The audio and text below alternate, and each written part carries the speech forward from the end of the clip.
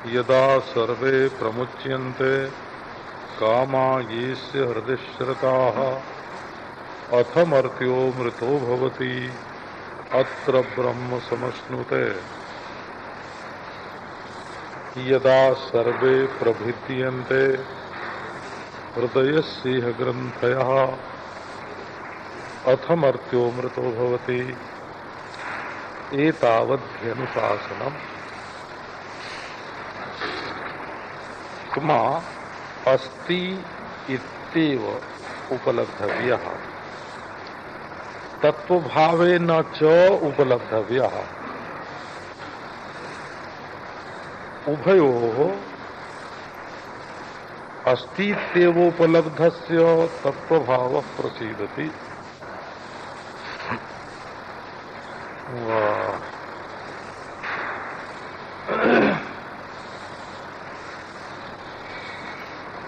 ये वर्णन करते हैं कि यदि तुम्हें आत्मा का साक्षात्कार करना है तो अस्ति अस्ति अस्ति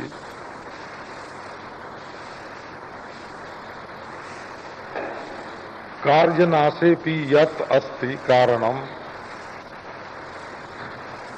कार्यान्वितम कार्याद् व्यतिरिक्तम् तेन रूपेण आत्मा उपलब्धव्यः।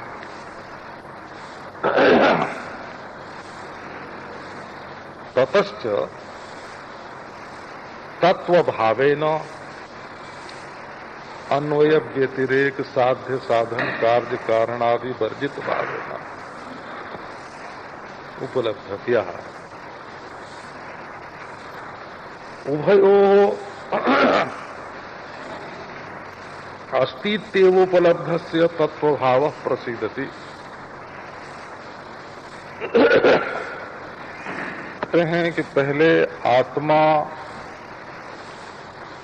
की उपलब्धि करना चाहिए, इसके लिए प्रयत्न करना चाहिए।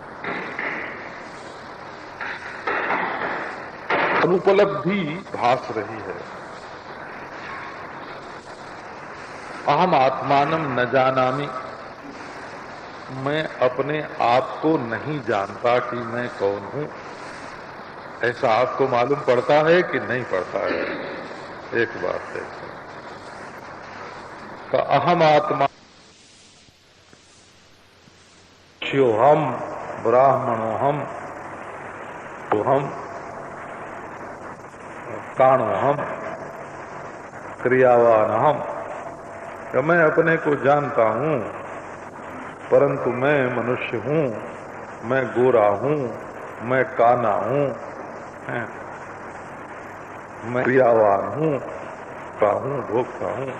मैं विपरीत समझा, अपने आप को तुम विपरीत जानते हो, सचमुच अपने आप को नहीं जानते। तो अगर कोई गांव का आदमी आके आपको कहे कि आप आत्मा को नहीं जानते हैं तो आप नहीं मानना बोला। परंतु यदि आपको खुद को ही ऐसा मालूम पड़ता हो कि मैं अपने आप को नहीं जानता, तो अपनी अनुभूति का तिरस्कार भी मत करना, इस पर विचार करना।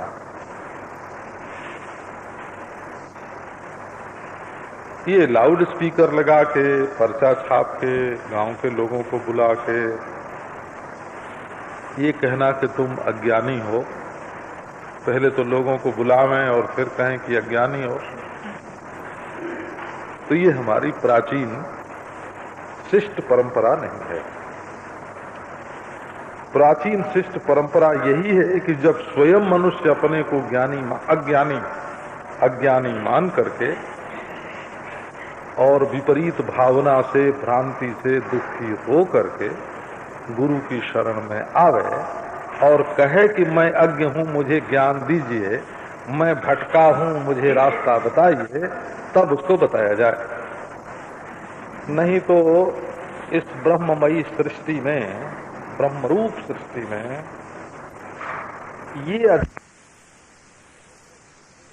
ये अनुभव होता हो कि मैं दुखी हूं। तो दुखी क्यों हो भाई? कि वासनाओं के कारण। वासनाएं क्यों हैं? ऐसे संस्कार हैं। कि संस्कार कहां से आए? का कर्म से आए। कि कर्म कहां से आया? का कर्तापन से आया है। का कर्तापन कहां से आया? देखो, तो बोले कि कहीं न कहीं आगे बढ़ते बढ़ते बढ़ते तुमको मालूम पड़ेगा कि ये तो मैं नहीं जानता। तो जब ऐसा मालूम पड़े कि ये तो मैं नहीं जानता, तो जानने की कोशिश करनी चाहिए। ये जब तक तुम्हारा अपना सवाल न हो,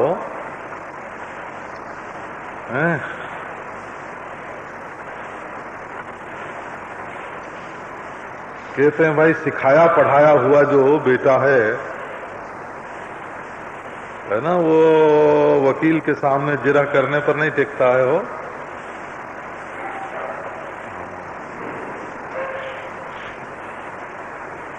ऐसे भी बोलते, हमारे गांव में एक जरा गंदा है, बात तो गंदी है तो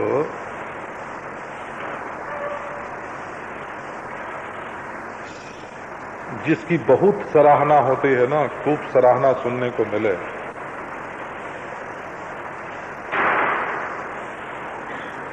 वो गांव की बात एक बार बताया था कि बंबई में ऐसे शिष्ट समाज में गांव की कोई अशिष्ट बात नहीं बतानी चाहिए। वो है सराहल धिया डोम घर जाली। जिस लड़की की बहुत तारीफ की जाती है कि ये बहुत अच्छी है, बहुत अच्छी है, बहुत अच्छी है, वो अपनी अच्छाई के घमंड में गलत चुनाव कर लेती है। वो गांव की बोली में है सराहल दिया डोम घर जाली। तो बहुत सराहना भी नहीं होनी चाहिए। आत्मनिरीक्षण करना चाहिए। आप स्वयं देखो कि आपको दुख है कि नहीं। दुख है तो वासना है कि नहीं, और वासना है तो राग द्वेष है कि नहीं, राग द्वेष है तो संस्कार है कि नहीं, और संस्कार है तो कर्म के कर्ता तुम हो कि नहीं, और दुख तुमको है तो तुम भोक्ता हो कि नहीं। और ये जो तुमने अपने को कर्ता और भोक्ता मान रखा है, ये वासना की परंपरा क्या शरीर के साथ ही समाप्त हो जाती है? तो बिल्कुल गलत है। शरीर के साथ समाप्त नहीं होती। हम लोगों ने देहात में देखा है, बीज बोते हैं खेत में, बीज नष्ट हो जाता है, पौधा निकलता है। बीज जो है वो फूलता है, फूल के फटता है, उसमें से अंकुर निकलता है, थोड़े दिनों में बीज नष्ट हो जाता है। पर वो जो अंकुर दिखता है ना, उस अंकुर के सिरे पर फिर वैसे एक बीज की जगह पर 10 बीज और निकल जाते हैं। एक आम का बीज गाड़ते हैं, अब आम की जड़ में खोदोगे तो कहीं मिलेगा? 5,000 10,000 आम हर साल निकलते हैं उसमें से। तो ये जो ख्याल है कि जड़ का जो बीज है उसका संस्कार तो उसके तने में और फल में गया, और चैतन्य जो बीजवान बना हुआ है उसका संस्कार नहीं जाएगा, ये गलत है। हो अच्छा, तो फिर शुरू से विचार करो। हमारी प्रणाली है विचार करने की अन्वय और व्यतिरेक। जैसे घड़ा है तो उसमें मृत्तिका का अन्वय है, माने घड़े में मिट्टी रहती है।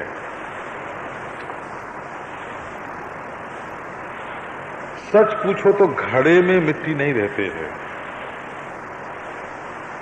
मिट्टी में एक शकल की जो कल्पना कर दी गई है, बिना वजन बढ़ाए, मिट्टी का वजन बढ़ाए बिना, मिट्टी को देश से बाहर किए बिना, मिट्टी को काल से बाहर किए बिना, हैं, एक देश की उपाधि से, एक काल की उपाधि से मृत्तिका में जो एक शकल बना दी गई है, उससे मृत्तिका का ही नाम घड़ा हो गया है। मृत्तिकेत्यो सत्यम, आप सुनते हैं, वस्तु मिट्टी है और कल्पना है घड़ा।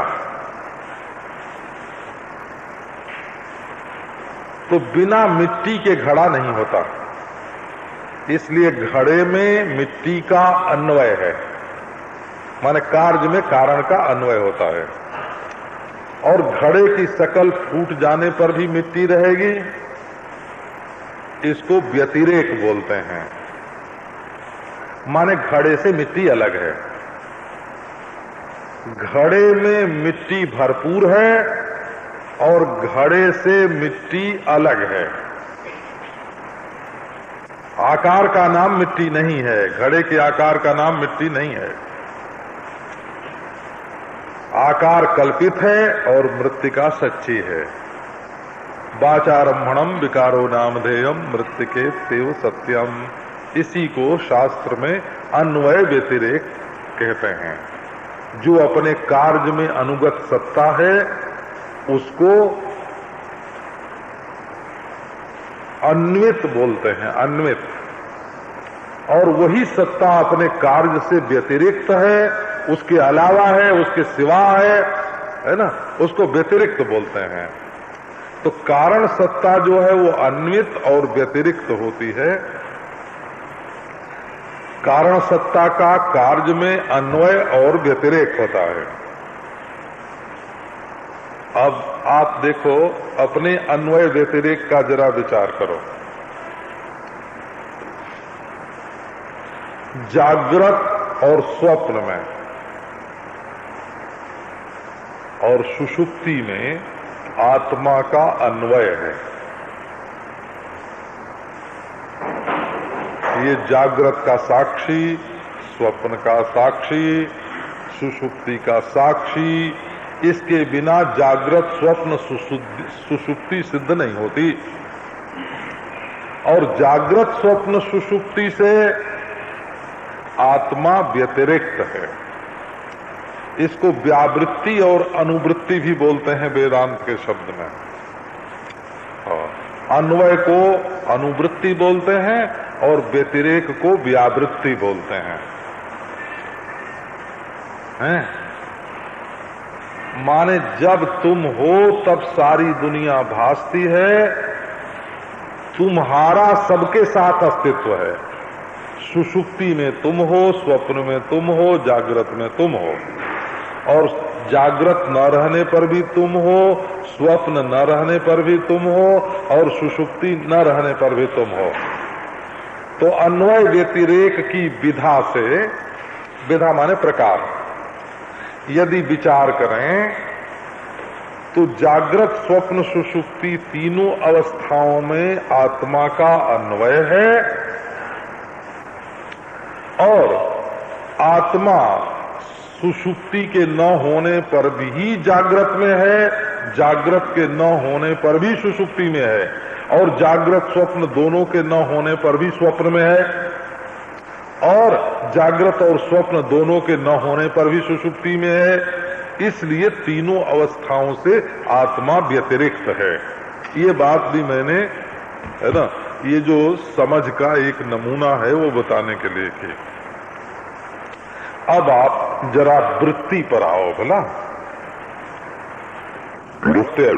चाहे तुमको जगत अलग अलग मालूम पड़े तो तुम होगे, और जगत एक में मिलाया हुआ मालूम पड़े तो तुम होगे, और जगत का अभाव मालूम पड़े तो तुम होगे। क्योंकि जिसको मालूम पड़ेगा वो तो होगा होगा।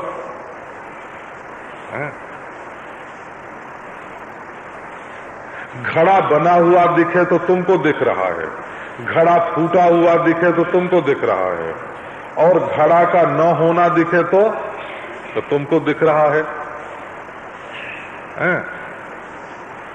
तो घड़े के होने से, घड़े के फूटने से, घड़े के न होने से तुम व्यतिरिक्त हो, जुदा हो, हैं? लेकिन घड़े का फूट जाना, घड़े का होना और घड़े का न होना, ये बिना तुम्हारे मालूम नहीं पड़ सकता। तो तुम घड़े की सब अवस्थाओं में अन्वित हो और सब अवस्थाओं से व्यतिरिक्त हो। अब देखो,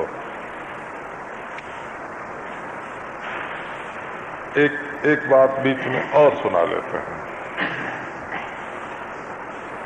कि वेदांत शास्त्र में जो ईश्वर माना जाता है वो अनुमान सिद्ध ईश्वर नहीं माना जाता। बोला, अनुमान से ईश्वर की सिद्धि वेदांत में नहीं मानी जाती, उसको गलत माना जाता है। जैसे न्याय दर्शन में ये सिद्ध करते हैं ना कि प्रत्येक कार्य जो होता है वो कर्ता के बनाने से उत्पन्न होता है। जैसे घड़े को कुम्हार बनाता है, हैं? जैसे खेती किसान करता है, तो प्रत्येक कार्य की उत्पत्ति कर्ता के द्वारा होती है। तो चूंकि ये विश्व भी एक कार्य है, इसलिए ये अपने कर्ता ईश्वर के द्वारा बनाया गया है, ये अनुमान हुआ। वेदांती लोग इस अनुमान को नहीं मानते हैं। वेदांती लोग कहते हैं कि तुम्हारे सब कल्पना ही कल्पना है। दो परमाणुओं से एक अणु ईश्वर बनाता है, ये कल्पना है, हैं?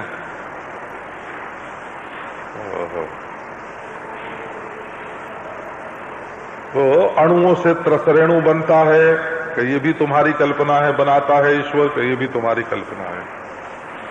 क्योंकि जहां अणु को निरवय माना, निरंश माना, उसमें कोई हिस्सा नहीं मानता, वहां ईश्वर भी अगर दो परमाणुओं को जोड़ेगा तो बिना हिस्से के परमाणु अपने एक एक अंग से मिल के डबल हो जाएंगे कि एक दूसरे में लीन हो जाएंगे। तो बिल्कुल परमाणु से सृष्टि नहीं हो सकती, और न तो ईश्वर को बनाते कभी ऐसा देखा गया है। जो चीज कभी देखी नहीं गई उसका अनुमान ही नहीं होता। धुआं और आग देखी हुई होती है, व्याप्तिग्रह होता है, परामर्श होता है ना। अनुमान माने आप जानते होंगे ना, मान माने प्रत्यक्ष और अनु माने पीछे। जो प्रत्यक्ष के पीछे चले उसका नाम अनुमान, पीछे चलने वाला प्रमाण, पीछे चलने वाला प्रमाण। तो जहां अग्नि और धूम का संबंध गृहीत होता है, ज्ञात होता है, वहां धूम को देख करके अग्नि का अनुमान हो सकता है। लेकिन जहां अग्नि और धूम का संबंध ज्ञात नहीं है, वहां अनुमान नहीं हो सकता।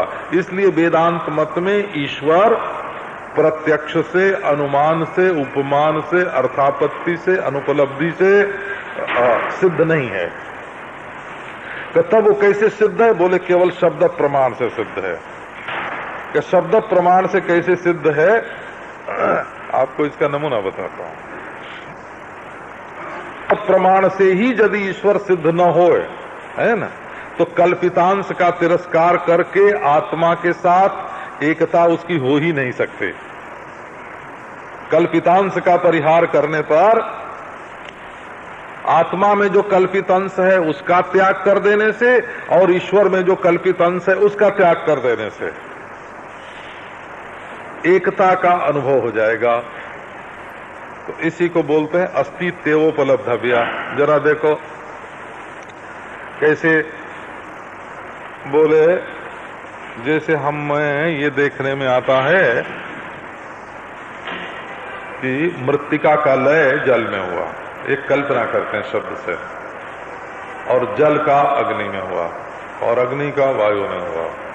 इसकी प्रक्रिया है क्योंकि जितना द्रव ही जम करके ठोस बनता है, जो तरल है वो जम करके ठोस हो जाता है।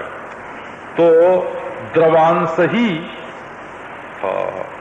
द्रवांश ही कठोर बनता है। पृथ्वी कठोर है और जल जो है वो द्रव है, और उष्णता ही द्रव बनती है। जो गर्म है वही पिघलता है, और जहां गति होती है वहीं गर्मी आती है, और जहां अवकाश होता है वहीं गति होती है। तो कठोरता कहां है? का द्रवता में। द्रवता कहां है? का उष्णता में। उष्णता कहां है? का गति में। का गति कहां है? का अवकाश में। तो अवकाश के बिना गति सिद्ध नहीं होगी, इसलिए गति में अवकाश अनुगत है। गति के बिना उष्णता सिद्ध नहीं होगी, इसलिए उष्णता में गति अनुगत है। और उष्णता के बिना द्रवता सिद्ध नहीं होगी, इसलिए द्रवता में उष्णता अनुगत है। और द्रवता के बिना कठोरता सिद्ध नहीं होगी, इसलिए कठोरता में द्रवता अनुगत है। अब कठोरता से द्रवता का व्यतिरेक है, द्रवता से उष्णता का व्यतिरेक है, उष्णता से गति का व्यतिरेक है, और गति से अवकाश का व्यतिरेक है। तो अवकाश दशा में जो ये प्रपंच, ऐसे समझो, अवकाश दशा में नारायण, अवकाश दशा में ये जो प्रपंच अभाव दशा को प्राप्त, जो ये अभाव सी दशा को प्राप्त जो ये प्रपंच, वो किसको मालूम पड़ता है? हमको ही मालूम पड़ता है। तो प्रपंच की प्रलय दशा होवे तब भी हमको मालूम पड़ेगी, और प्रपंच की स्थिति दशा होवे तो भी हमको मालूम पड़ेगी, और प्रपंच की सृष्टि दशा होवे तो भी हमको मालूम पड़ेगी। तो व्यष्टि दृष्टि से यदि हम अवलोकन करते हैं तब भी हमारा ही अन्वय व्यतिरेक व्यष्टि में मालूम पड़ता है,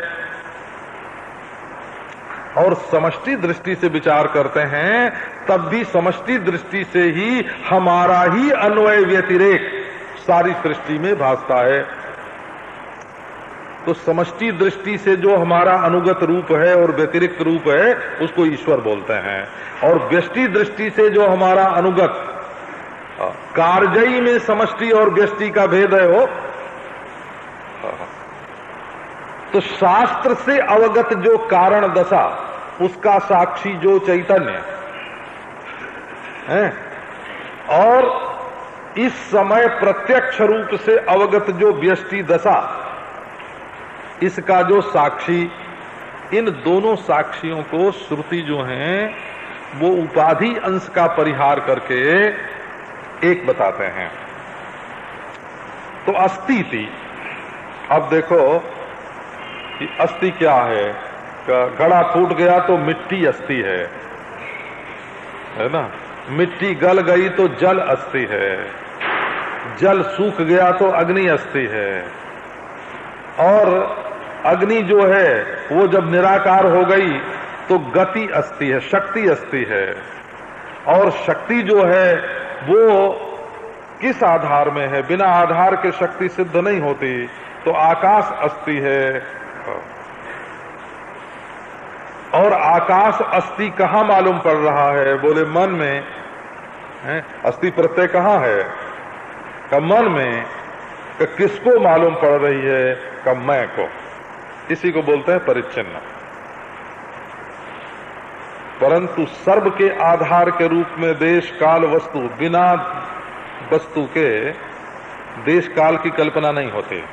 इसलिए वेदांत में ज्यादा विचार वस्तु का किया जाता है, देश काल का कम किया जाता है, क्योंकि द्रव्य की उपाधि से ही स्थान मालूम पड़ता है, और द्रव्य की उपाधि से ही काल भी मालूम पड़ता है। कोई चीज बदलने वाली हो तो क्रम की संबित होए, और कोई चीज फैलने सिमटने वाली होए तो स्थान की संबित होए। यदि वस्तु ही न होवे तो स्थान और काल की कल्पना ही नहीं होगी। इसलिए वस्तु के विचार से देश और काल का विचार जो है वो परिसमाप्त हो जाता है। अब आगे इसका विचार देखो। तो अस्तिति अस्तित्व उपलब्धव्यः, तो अस्ति भाव का व्यभिचार कहीं नहीं हुआ। अभाव अस्ति, भाव अस्ति, अभाव है भाव है, दोनों में अस्ति है।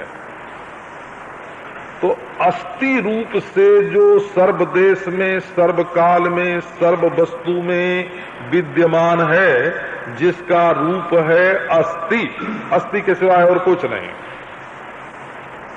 इसके रूप में उपलब्ध कौन करेगा? का हम। उपलब्धा कौन? का हम। देखो, एक अस्थि प्रपंच का भाव है और प्रपंच का भाव नहीं है। इन दोनों की उपलब्धि किसको होती है? मैं को। तो प्रपंच की भावा भाव की उपलब्धि है ना, प्रपंच के भाव और अभाव दोनों की उपलब्धि में जो अस्तित्व है, वो अस्तित्व किसको मालूम पड़ता है? बोले मैं को मालूम पड़ता है। असल में मैं की उपस्थिति में जो होता है वही अस्थि होता है। जो चीज अहम की उपस्थिति में होवे सो अस्थि, और अहम की उपस्थिति में न होवे तो नास्ति। परंतु नास्ति में भी अस्थि है, क्योंकि अहम की उपस्थिति में ही नास्ति भी है। नारायण। तो इंद्रियों के कारण, देखो एक ही सत्ता इंद्रियों के कारण अनेक भास रही है। आप गड़बड़ में बिल्कुल नहीं पड़ना। ये यौन संबंध अगर सृष्टि में नहीं होता तो स्त्री और पुरुष में क्या भेद होता? केवल लैंगिक यौन संबंध ही स्त्री पुरुष को पृथक पृथक करने वाली चीज है। मिट्टी, पानी, आग, हवा, वायु में कोई पार्थक्य नहीं है, एक ही हो। व्यवहार की दृष्टि से एक कर्म मीमांसा दर्शन में ऐसा बढ़िया इसका विवेक है, वो तो अलग है ना। आप धर्म की कथा तो सुनते नहीं, ब्रह्म की सुनते हो, इसलिए हमको ऐसे सुनाना पड़ता है ना। और धर्म की कथा सुनते तो हम दूसरी तरह से सुनाते हो। स्त्री में ग्रहणात्मक तत्व होता है और पुरुष में त्यागात्मक तत्व होता है। दोनों का देखो भेद बता दें, है ना। तो चंद्र तत्व प्रधान स्त्री और सौर तत्व प्रधान पुरुष। तो त्याग प्रधान पुरुष और तपः प्रधान नारी। गर्भाधान की तपस्या करनी पड़े स्त्री को, पुरुष को नहीं। ये सब भेद व्यावहारिक हैं। इनके अस्थि और नास्ति का जो साक्षी है, हम उसकी चर्चा कर रहे हैं। धर्म में जो भेद की कल्पना है, धर्म में, और धर्म और ब्रह्म दोनों में मां है। भला धर्म के अंत में भी मां है और ब्रह्म के अंत में भी मां है। ये तो आप जानते हैं, प्रेम के अंत में भी मां है। ये मां कौन सा है? ऐसे ही विनोद के लिए आपको बता देते हैं। ये जो अ उ म विश्व तेजस प्राज्ञ है ना, अ उ म, वो प्राज्ञ में ओम में जो आखिरी अक्षर है म, धर्म का अंत वही है म, प्रेम का अंत भी वही है, और ब्रह्म का अंत भी वही है। तो और आत्मा कौन है? बोले अमात्र है। हाँ, इसमें मां की गति नहीं है। इसमें न धर्म की गति है, न प्रेम की गति है, न भ्रम की गति है। बोला न भ्रम की गति है, न इसमें आत्मा का मां है, न इसमें ब्रह्म का मां है। आत्मा का मां भी नहीं है और ब्रह्म का मां भी नहीं है। ये ऐसा अमात्र है। ये तो हम लोग तो क्या नाम है, वो शाब्दिका भयम जैसे बोलते हैं हम शब्दानुशासन को, शब्द के निरावरण रूप को जानते हैं। शब्द का निरावरण रूप कौन है? जब तक शब्द है तब तक वक्ता है ना, और जब शब्द नहीं है तब अवक्ता। और वक्ता और अवक्ता दोनों में जो एक है सो तत्व है। वक्तृत्व और अवक्तृत्व दोनों औपाधिक हैं। हो शब्द के भाव की उपाधि से वक्तापन है, शब्द के भाव की उपाधि से, शब्द की उपाधि से वक्तापन है, और शब्द के अभाव की उपाधि से अवक्तापन है। और जो वक्तापन अवक्तापन दोनों जिसमें कल्पित है, दोनों जिसमें अध्यस्त है, दोनों का जो साक्षी है, उसका नाम है तत्व। तो इन्होंने क्या बताया, नारायण अस्तित्वोपलब्धव्य, आप अस्थि की वंश परंपरा मत जानो, केवल अस्थि को जानो। है केवल इतना ही। क्या है उसके विशेष, जहां अस्थि के विशेष नहीं भास रहे हैं, केवल अस्थि मात्र भास रहा है, वहां आप पहुंच जाओ। वहां निर्विशेष अस्थि और निर्विशेष ज्ञान, दोनों में कोई भेद नहीं है। तो पहले सोपाधिक रूप से जानो। इसी को अस्तित्वोपलब्धव्य भाष्यकार ने बताया। जरा इस प्रसंग में सृष्टि की भी थोड़ी चर्चा कर देते हैं। पुण्यवादी बौद्ध जगत का उपादान नहीं मानते हैं और निमित्त भी नहीं मानते हैं, दोनों नहीं मानते हो। और जैन उपादान और निमित्त दोनों मानते हैं। और नारायण चार्वाक उपादान तो मानते हैं लेकिन निमित्त नहीं मानते। आप ये समझ, आपके ध्यान में ये बात आ गई होगी। चार्वाक माटी मानता है, कुम्हार नहीं, और ये दुनिया का घड़ा बन गया।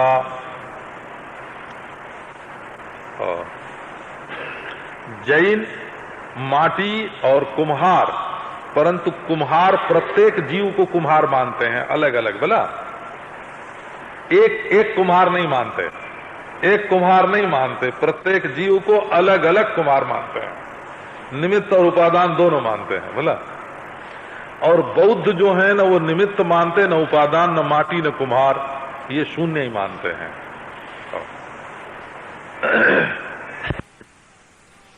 अब इनकी बात बताता हूं, वो वैदिकों का सिद्धांत बताता हूं। अवैदिकों का भी ले लो। इसे चार्वाक उपादान को तो मानता है और निमित्त को नहीं मानता है, माने माटी को मानता है, कुम्हार को नहीं मानता है। वैसे मुसलमान और ईसाई निमित्त को मानते हैं, उपादान को नहीं मानते हैं। हाँ, वो कुम्हार तो मानते हैं लेकिन माटी नहीं मानते, उसके संकल्प से ही सारी सृष्टि मानते हैं। तो ये हो गया, अवैदिक दर्शन इतना ही है। ये 5 भेद हुए, 4 ही हुए समझो। उपादान को मानना, निमित्त को नहीं मानना है, उपादान निमित्त दोनों को नहीं मानना, उपादान निमित्त दोनों को मानना है, और केवल निमित्त को मानना। ये अवैदिक दर्शन का भेद है। इसको जैसे गणितज्ञ लोग जो है ना, वो 1 1 2 और 2 2 4 और 4 4 8 जैसे बनाते हैं, वैसे ये दार्शनिकों की दृष्टि में गणित से मतों का विभाजन हुआ है। गणित की रीति से मतों का विभाजन हुआ है।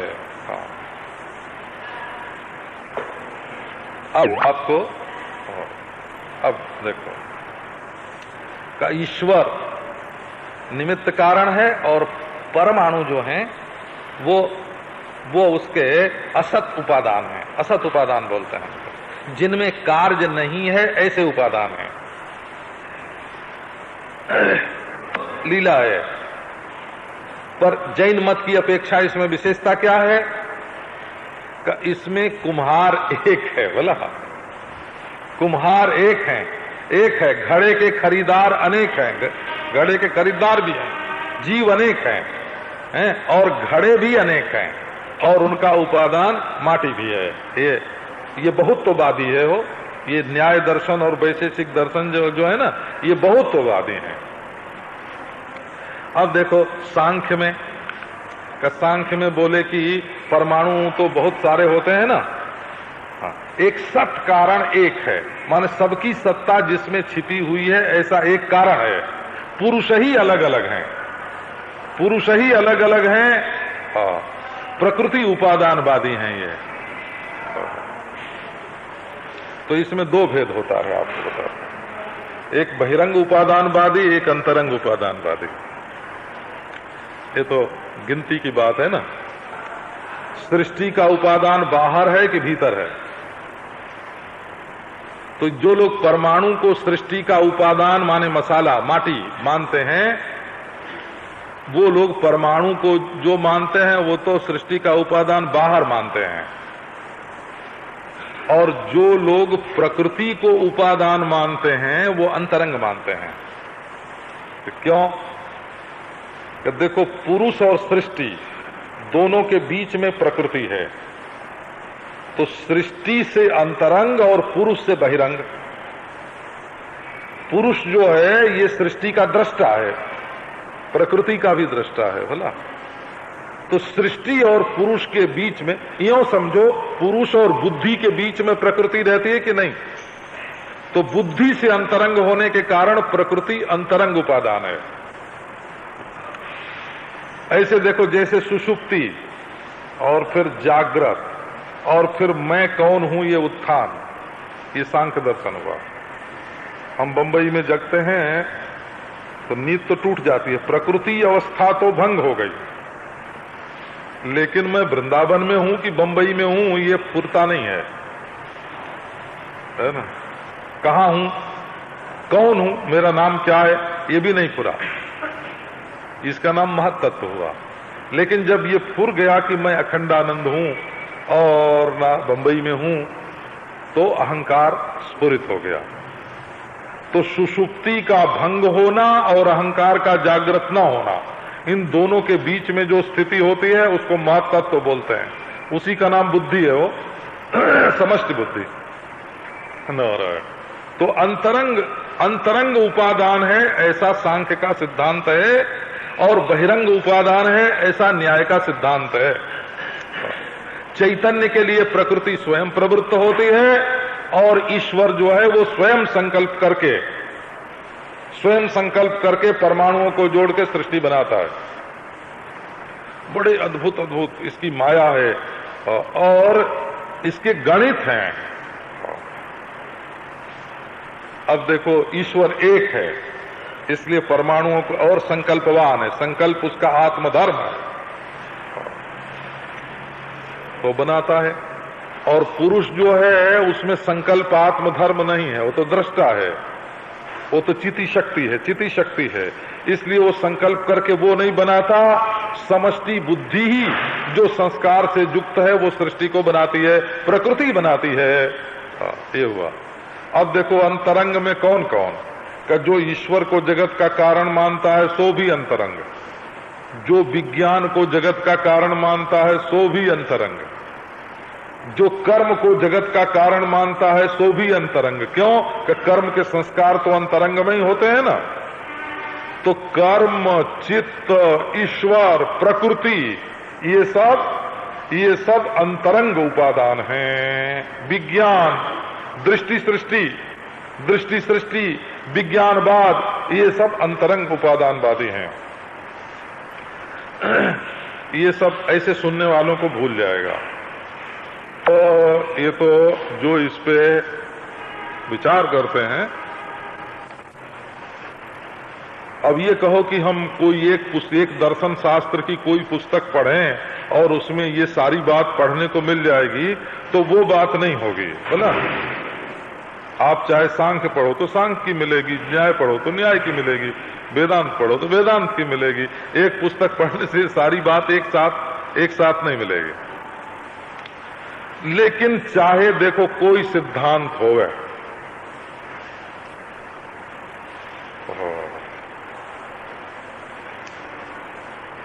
कोई इसको नित्य मानते हैं, कोई अनित्य मानते हैं,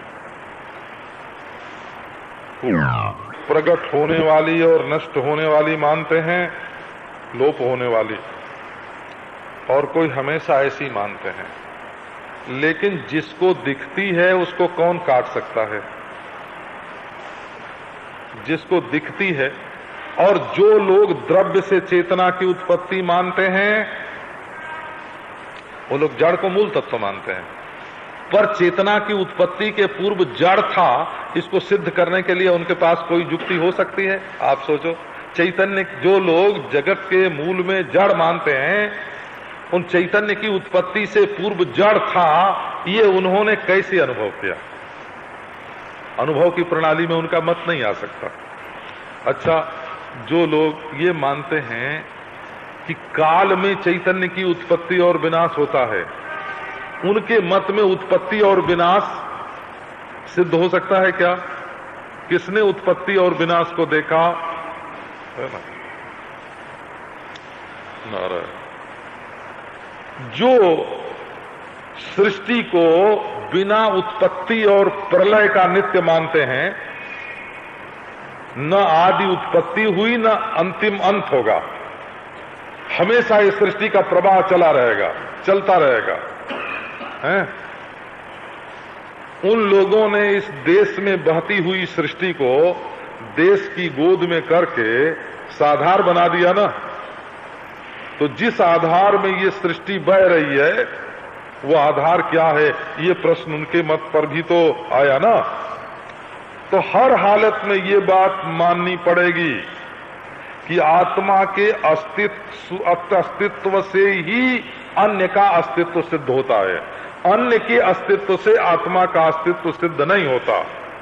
इसलिए सबके अस्तित्व में आत्मा अनुगत है और सबके अस्तित्व से आत्मा व्यतिरिक्त है। तो अस्तित्व और नास्तित्व दोनों जिसको भास रहा है वो आत्मा। तो इसमें एक बात और जोड़ना, खाली इस शरीर का अस्तित्व और नास्तित्व नहीं, संपूर्ण सृष्टि का, और संपूर्ण सृष्टि के काल का, और संपूर्ण सृष्टि के देश का अस्तित्व और नास्तित्व जिसको भास रहा है वो आत्मा। तो काल का अस्तित्व और नास्तित्व जिसको भासता है वो अविनाशी होगा, और देश का अस्तित्व और नास्तित्व जिसको भासेगा वो परिपूर्ण होगा, और वस्तु का अस्तित्व और नास्तित्व जिसको भासेगा वो अद्वितीय होगा, अद्वितीय।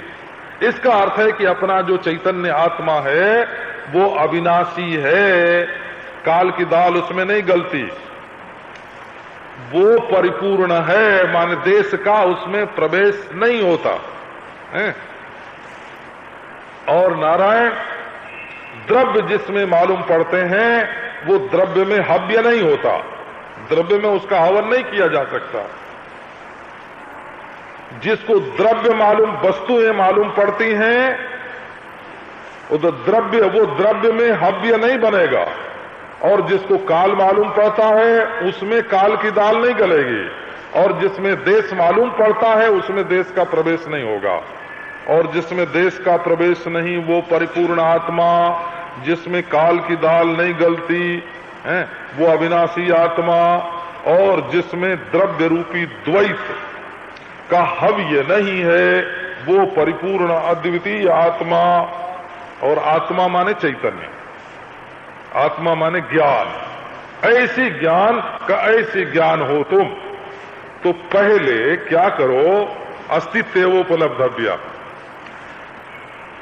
देश में, काल में, वस्तु में, इनके होने में न होने में अस्थि रूप से अपने को जानो। और ततश्च तत्वभावे न, ये सोपाधिक रूप पूरा। कार्य कारण ही उपाधि है, कार्य कारण जो है वो उपाधि है, ये वेदांत का सिद्धांत नहीं है। ये तो अन्य सिद्धांतों के निषेध के लिए नेति नेति से दूसरों का निषेध करने के लिए हो, ये सिद्धांत स्वीकार किया गया है। तो सत्कार्योपाधिकत्व अस्तित्व प्रत्यय न उपलब्धस्य, संपूर्ण कार्य कारण में स्थित होते हैं, उस कारण की उपाधि का दृष्टा साक्षी मैं हूं, इस प्रकार पहले अपने आप को उपलब्ध करो, और उसके बाद देखो क्या होगा कि तत्व भावे न च उपलब्धव्या, ये अस्ति नास्ति की जो लकीर खींचती है ना, अस्ति अस्ति,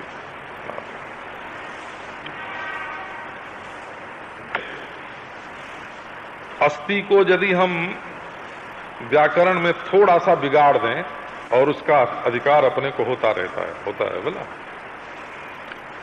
माने वर्णागम वर्ण विपर्जय करना जो है, ये निरुक्त की दृष्टि से वैयाकरण को अधिकार है इसका हो।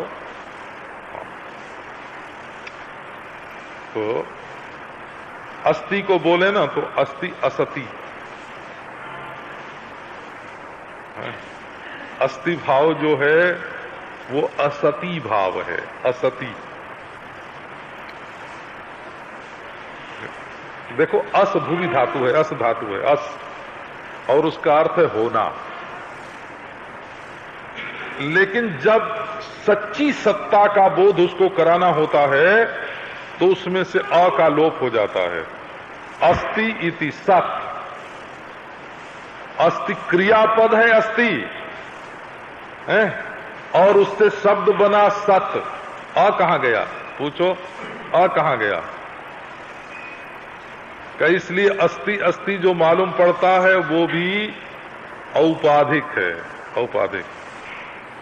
जैसे पहले खिताबी राजा हुआ करते थे ना, खिताबी राजा आपको मालूम है ना, खिताबी राजा माने ब्रिटिश सरकार किसी किसी को राजा का खिताब दे दिया करती थी। तो उनके पास सेना नहीं होती हो, है ना, बड़े बड़े सेठ लोग भी राजा हुआ करते थे, उनके पास सेना नहीं होती और उनके पास भले 1 इंच धरती न हो, बोला है, सेना नहीं। वो तो उन्होंने खुशामद की, अंग्रेज सरकार की खुशामद की और उनको राजा का खिताब मिल गया। इसको क्या बोलते हैं? उपाधि बोलते हैं, बोला। इसी का नाम उपाधि है। आप भली तरह से उपाधि शब्द का अर्थ समझ लो, है ना। वो राजा हैं नहीं, राजा कहे जाते हैं। हाँ, वो डालडा घी है ना, डालडा घी है, माने वो असली घी नहीं है, असली घी नहीं है, डालडा है ना। तो उपाधि के द्वारा जो अस्तित्व, अस्ति भाव है ना, अस्ति भाव, वो तो कार्य कारण में लीन हुआ और कारण कार्य में से निकला, और जो लीन होता है और निकलता है वो तो दृश्य है ना, वो तो दृश्य है, वो तो दृष्टा का स्वरूप नहीं है। तो जो अपना स्वरूप कार्य कारण भाव की उपाधि से अस्थि रूप में सिद्ध होता है, उसकी सिद्धि सापेक्ष हुई। हाँ, वो तो एक जुक्ति हुई, एक प्रक्रिया हुई। एक कार्य कारण भाव जो है वो तो एक जुक्ति है, एक प्रक्रिया है। वेदांत में कार्य कारण भाव को यथार्थ स्वीकार नहीं किया जाता। में माटी और घड़ा, इन दोनों में कार्य कारण स्वप्न में नहीं होता। जिस क्षण में घट की उत्पत्ति स्वप्न में हुई, उसी क्षण में घटाकारता को प्राप्त उस शेर भर मिट्टी की भी उत्पत्ति हुई। घड़े में मिट्टी है ना, घड़े में जो मिट्टी है, शेर भर तौल लो उसको, तो मिट्टी का वजन, मिट्टी का फैलाव, मिट्टी की उम्र जितनी देर मालूम पड़ती है उतनी देर है। घड़े की मिट्टी में और घड़े में कार्य कारण भाव नहीं है। इसी प्रकार ये जो सृष्टि रूप कार्य कारण भाव भासता है, इसमें कार्य कारण भाव नहीं है। ये कार्य कारण भाव की कल्पना कार्य और कारण को काल परिच्छिन्न बता के, कार्य और कारण को देश परिच्छिन्न बता के, कार्य और कारण को आकृति परिच्छिन्न बता के, हैं, अपने को काल परिच्छेद, देश परिच्छेद, वस्तु परिच्छेद से अलग करने के लिए ये वेदांतोक्त युक्ति है, प्रक्रिया है। इसके बिना अद्वितीयत्व जो है ना, यदि इस प्रक्रिया का तिरस्कार कर दोगे तो अद्वितीयत्व की सिद्धि नहीं होगी। इसलिए आओ पहले अपने को सोपाधिक रूप से जानो। भामतीकार तो मानते हैं कि अपने आत्मा का साक्षात्कार जो है वो वृत्ति के द्वारा जो होता है वो पहले सोपाधिक का ही होता है। और सोपाधिक का साक्षात्कार हो जाने पर, है ना, वो साक्षात्कार ही निवृत्त हो जाता है। वो वृत्ति और वो वृत्ति का विषय, वो सोपाधिकत्व ही बाधित हो जाता है। वृत्ति भी बाधित और सोपाधिकत्व भी बाधित। तो निरुपाधिक क्या है? बोले तत्व भाव। तत्व उसको कहते हैं, देखो, तच्च तच्च तच्च तानी, ऐसे कहो, तच्च सच सच, ऐसे बोलो, सच ईश्वर, सच जीव और तच्च जगत। तानी, इसको बोलेंगे तानी, तेषां भावः एकत्वम् जत्र ईश्वरारोपः जीवारोपः जगदारोपश्च निषिध्यते। जैसे मिट्टी में आकार का आरोप घड़ा है, वैसे ब्रह्म में इदंता का आरोप जगत है। परिच्छिन्न चेतनता का, चेतन की परिच्छिन्नता का आरोप जीव है और चेतन की पूर्णता का आरोप ईश्वर है। और जो असली चेतन है वो न जगत है, न जीव है, न ईश्वर है, वो तीनों से विलक्षण है। तो तत्व भावे न ब्रह्म भावे न अद्वितीय भावे न, बोले उभयोश्च। अब ये विचार करना है कि उन दोनों में भी हम अपने को तत्व रूप से जानकर उसके बाद अस्थि रूप से उपलब्ध करें, कि अस्थि रूप से जान करके तब अपने को तत्वभाव से उपलब्ध करें, हैं? तो इसमें भी बोलते हैं कि अस्तित्व उपलब्ध से पहले कार्य कारण भाव का विचार करके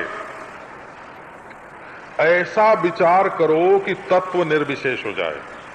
यहां तक विचार ले जाओ, और यहां तक विचार ले जाओ कि ज्ञान निर्विशेष हो जाए। इसका अभिप्राय ये हुआ,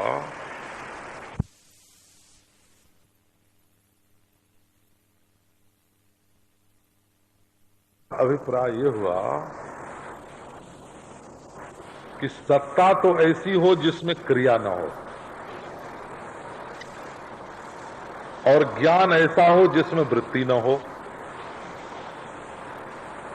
तो वृत्तिहीन ज्ञान में और परिणामहीन सत्ता में भेद करने वाला कौन है?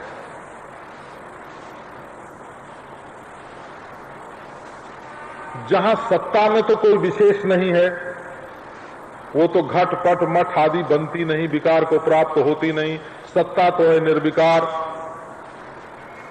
और ज्ञान भी है निर्विकार। वो घटाकार पटाकार मठाकार वृत्ति रूप से परिणाम को प्राप्त नहीं होता।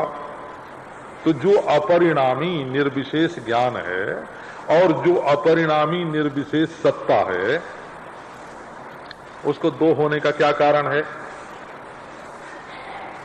अज्ञान। जो निर्विशेष सत्ता और निर्विशेष ज्ञान, निर्विशेष चेतन और निर्विशेष सत्ता, ये देखो, ये हमारे जो जड़वादी लोग हैं ना, वो कहते हैं कि जगत के मूल में एक सत्ता थी, जडाद्वैत, और वो परिणाम को प्राप्त हो करके जगत बनी, माने वो स्वयं प्रकाश है। मानते हैं कि नहीं? देखो, सत्ता को स्वयं प्रकाश, स्वयंभू मानते हैं कि नहीं? स्वयं प्रकाश मानते हैं कि नहीं? और व्यवस्थित गणित की रीति से व्यवस्थित सर्वाकार में परिणामशील मानते हैं कि नहीं? तो सत्ता को स्वयं प्रकाश मानना वो क्या चैतन्य नहीं हुई है?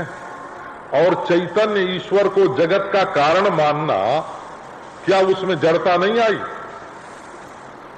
यदि चैतन्य ईश्वर को जगत कारण मानेंगे तो उसमें सत्ता आ जाएगी, और यदि सत्ता को स्वयंभू स्वयं प्रकाश मानेंगे तो उसमें चेतनता आ जाएगी। तो चेतन से शून्य असल में सत्ता नहीं होती और सत्ता से शून्य चेतनता नहीं होती। ये भेद ही बिल्कुल गलत है। अच्छा, अब एक बात इसमें और लो कि यदि चेतन सत नहीं होगा तो परिवर्तन का साक्षी नहीं होगा, वो तो बदलता जाएगा बदलता जाएगा बदलता जाएगा।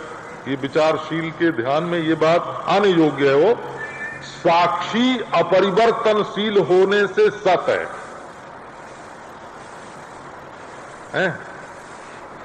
और यदि सत चेतन रूप नहीं होगा तो जड़ होगा। अब आप इसको देखो, कहो तो गाली दे के बता दें, आपको नहीं देंगे गाली,